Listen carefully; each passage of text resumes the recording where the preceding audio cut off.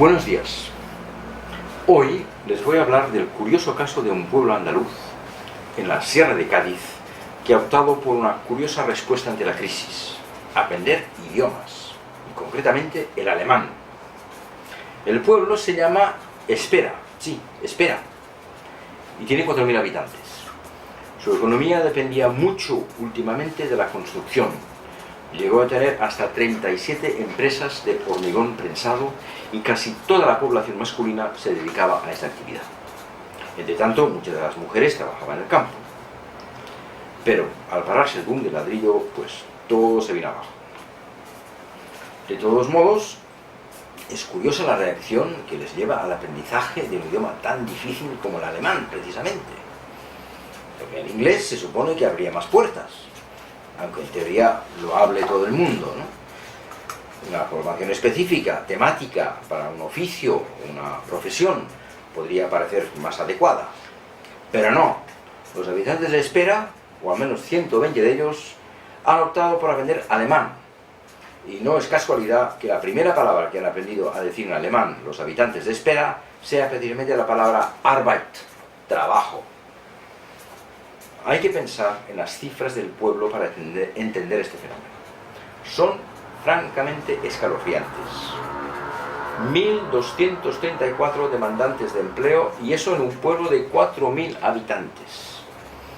Algunos sobreviven a base de trabajo esporádico: campaña de la fresa en Huelva, cosecha de la fruta en Zaragoza, vendimia a finales de agosto, aceituna en noviembre. Pero cuando hay una familia que mantener, es muy duro vivir así, al menos por mucho tiempo, sin la menor seguridad de que incluso esos trabajos esporádicos persistan en el futuro. Y en España, más bien en Espera, se vislumbra ya el regreso de la otra estampa clásica de la migración de los años 60, la emigración hacia Alemania. Pensemos que en los años 60 y 70, Espera perdió habitantes. Pasó de 5.000 a 3.000, porque muchos se fueron, principalmente a Cataluña, Francia e incluso a Alemania. Menos en la luna, dicen los lugareños, espereños hay en todo el mundo. Los de los años 60 tuvieron algunas sorpresas, como las retenciones de impuestos, que eran muy altas y superiores incluso para los solteros.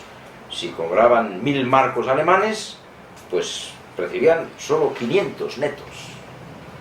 Pero en fin, las cosas han cambiado bastante. En esa época se emigraba por hambre, y por ahora no es ese el caso de la migración actual, gracias a subsidios, ahorrillos y desde luego mucho apoyo familiar. La iniciativa que les cuento es por lo menos curiosa. No se me habría ocurrido nunca, a pesar de que a mí me gustan los idiomas, e incluso algo sé cómo aprenderlos. El alemán, dicen algunos intérpretes, solo se aprende bien de la madre o en la cama. Y francamente, dudo que la profesora del pueblo esté dispuesta a eso último. En todo caso, tiene una bien merecida fama de difícil. Por ello, hay que felicitar a esas personas que se han animado a hacer algo distinto ante la crisis. Aunque el primer paso tenga que ser aprenderse el nominativo, el acusativo, el dativo y el genitivo, y cosas tan raras como la luna sea masculina y el sol femenino. Pues mucha suerte y que cunda mucho el esfuerzo. Muchas gracias.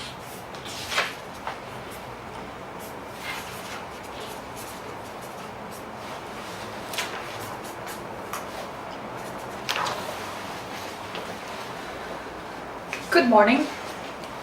Today we're here to talk about a rather strange case of a village in Cadiz in Andalusia, which has come up with a rather unusual solution to the crisis. It has decided to go for language learning, and not just any language, German. The village is called Espera, and it has a population of 4,000. The economy of this village had been basically construction based up until recently. There were 30 plus companies working only in a special type of concrete, and while most of the men were working in that industry, the women largely tended the fields.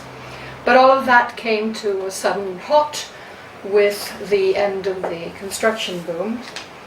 And so now they're dealing with this. But it's quite strange, it seems to me, for them to have chosen German, of all things, as the way out of their current problems.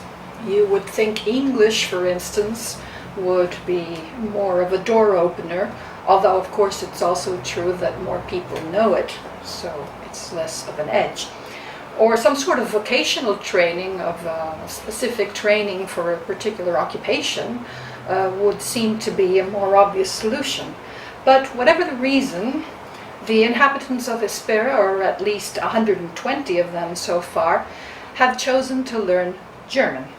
And not by chance have they chosen to learn as their first word in the vocabulary the word Arbeit, in other words, work.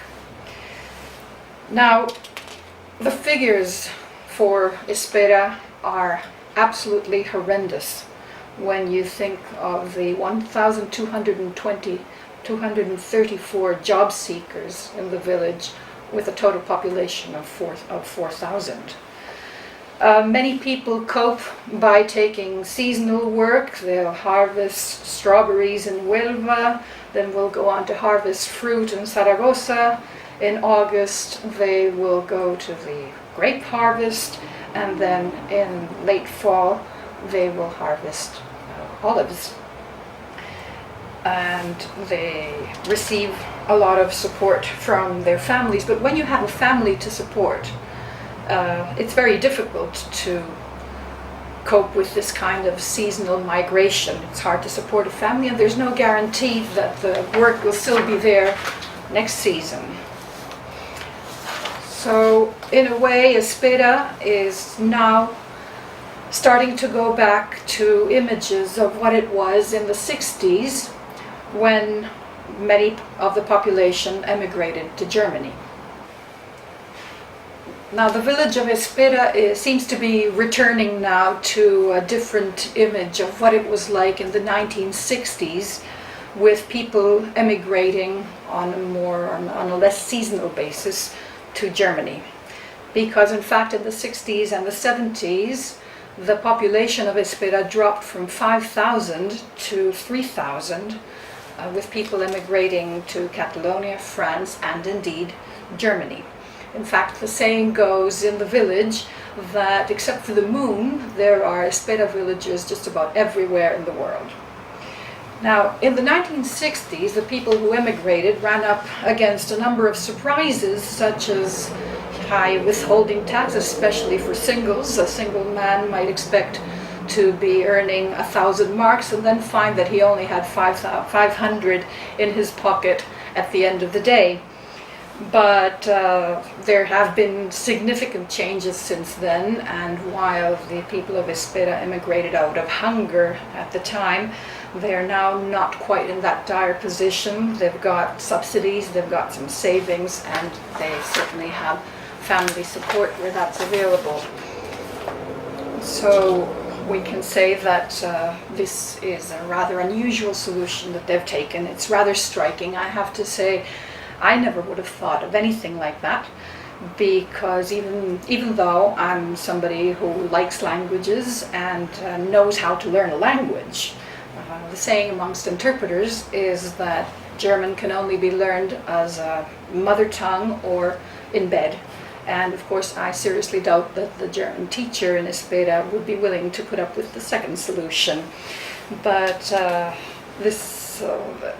in any case, German is acknowledged to be a rather difficult language, and I have to congratulate these people who've come up with a different way to combat the crisis, even though that means they'll have to learn the nominative and genitive, dative and accusative cases, and weird things such as that the moon is masculine and the sun is feminine, which is the other way around from the way it is in Spanish.